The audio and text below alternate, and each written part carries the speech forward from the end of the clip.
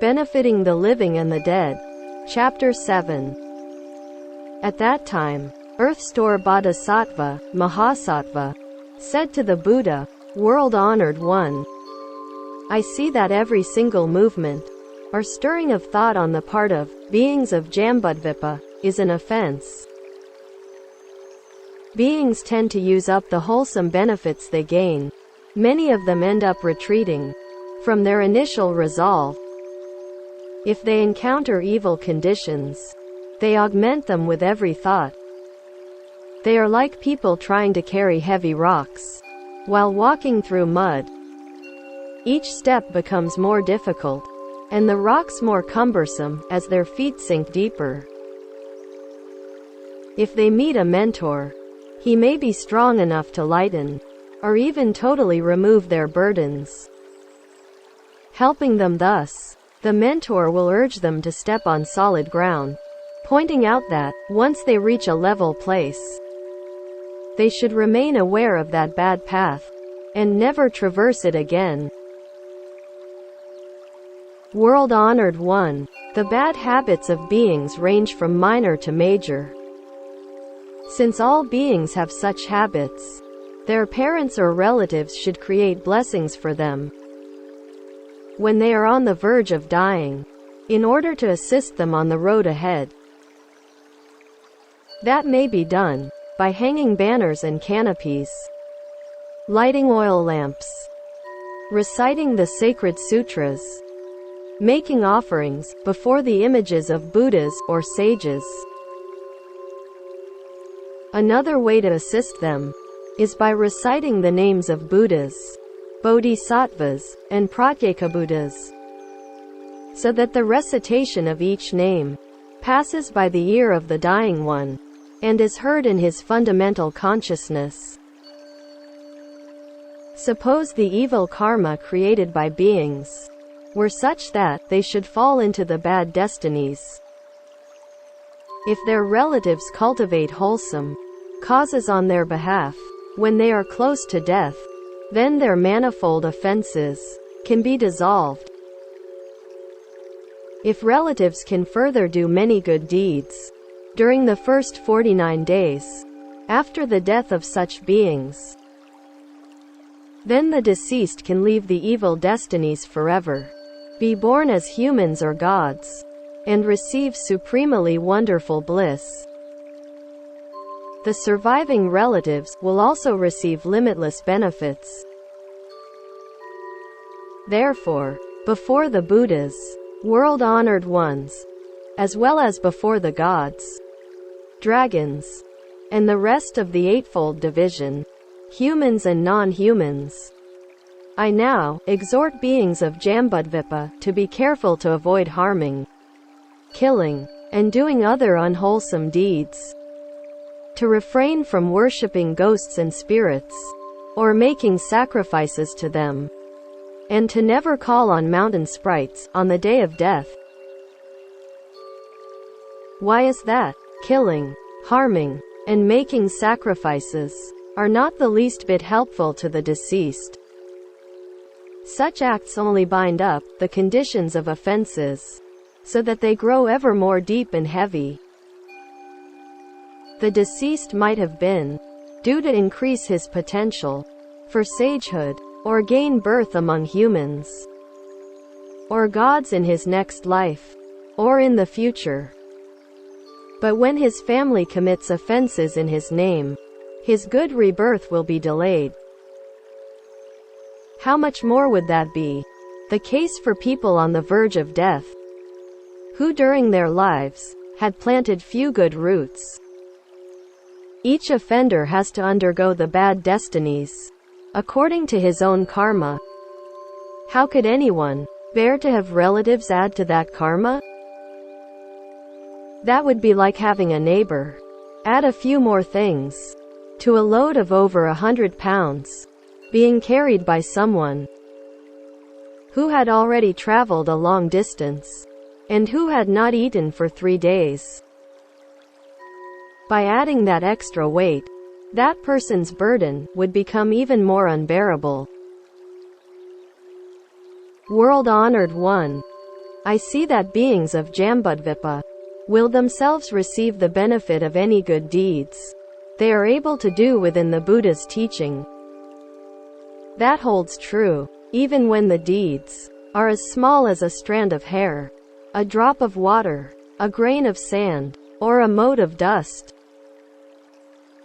After that had been said, an elder named Great Eloquence arose in the assembly. He had long since been certified to non-production, and was only appearing in the body of an elder to teach and transform those in the 10 directions. Placing his palms together respectfully, he asked Earthstore Bodhisattva, Great Lord, after people in Jambudvipa die, and their close and distant relatives generate merit by making meal offerings and doing other such good deeds, will the deceased obtain merit and virtue significant enough to bring about their liberation? Earthstore replied, Elder, based on the awesome power of the Buddhas, I will now proclaim this principle for the sake of beings of the present and future. Elder, if beings of the present and future, when on the verge of dying, hear the name of one Buddha, one Bodhisattva, or one Pratyekabuddha, they will attain liberation, whether they have offenses or not. When men or women laden with offenses, who failed to plant good causes die, even they can receive 1/7 of any merit dedicated to them by relatives who do good deeds on their behalves. The other 6/7 of the merit will return to the living relatives who did the good deeds. It follows that men and women of the present and future who cultivate while they are strong and healthy will receive all portions of the benefit derived. The arrival of the great ghost of impermanence is so unexpected that the deceased ones' consciousnesses first roam in darkness and obscurity, unaware of offenses and blessings. For 49 days, they are as if deluded or deaf, or as if in courts where their karmic retributions are being decided. Once judgment is fixed, rebirths are undergone, according to their karma. In the time before rebirths are determined, the deceased suffer thousands of 10,000s of concerns. How much more is that the case for those who are to fall into the bad destinies?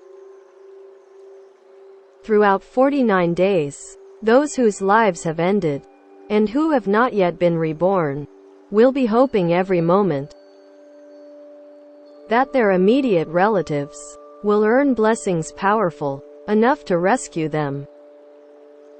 At the end of that time, the deceased will undergo retribution according to their karma. If someone is an offender, he may pass through hundreds of thousands of years without even a day's liberation. If someone's offenses deserve 5-fold uninterrupted retribution, he will fall into the great hells and undergo incessant suffering throughout hundreds of thousands of eons. Moreover, Elder, when beings who have committed karmic offenses die, their relatives may prepare vegetarian offerings to aid them on their karmic paths.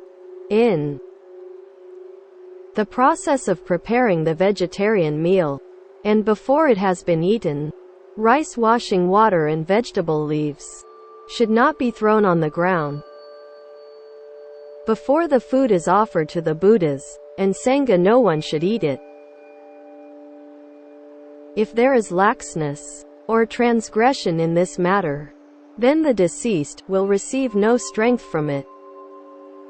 If purity is vigorously maintained in making the offering to the Buddhas and Sangha, the deceased will receive 1/7 of the merit.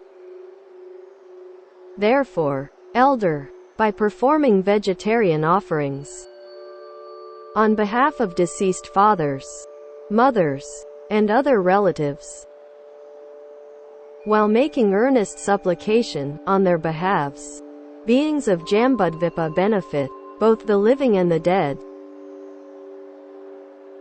After that was said, hundreds of thousands of, millions of, nayadas of, ghosts and spirits of Jambudvipa, who were in the palace of the Trayastrimsha heaven, made the unlimited resolve to attain Bodhi. The elder great eloquence made obeisance and withdrew.